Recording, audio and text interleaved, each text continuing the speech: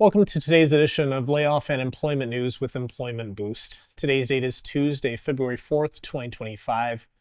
Now on to today's headlines. Salesforce will be laying off more than 1,000 employees, or about 1.5% of their global workforce.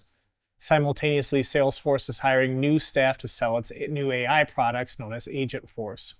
So far, it's not clear what divisions, teams, and roles are going to be impacted by the layoffs, and there's been no specific reason given for them at this time, outside of looking for more operational efficiencies.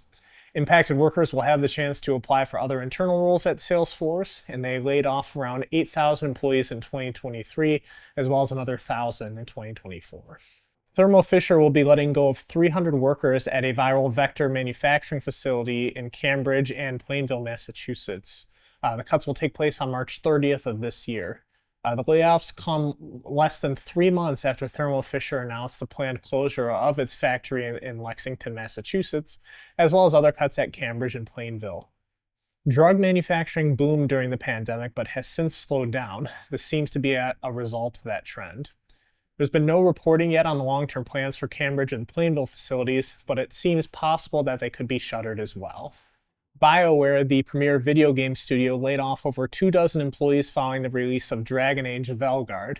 Designers, writers, producers, and other roles were all impacted by the cuts, and it's part of a restructuring by EA to focus BioWare entirely on developing Mass Effect 5. BioWare went through a major round of layoffs in 2023 and is now at less than 100 employees after being over 200 employees in 2023. There's no reporting on whether the impacted staff will receive any support. Air Wisconsin, a regional airline in the Midwest, had been in partnership with American Airlines, but American Airlines has ended their contract. This will result in layoffs, and they're expected but they have not been formally announced, with estimates ranging from 200 to over 500 employees. Most of Air Wisconsin's employees are union members for whom the layoffs will be temporary, with the permanent employees getting permanently let go. The layoffs could begin as soon as March 3rd, although a lot of it is still up in the air right now. This has been today's edition of Layoff and Employment News with Employment Boost. I'm Ryan Miller, and we'll catch you on the next one.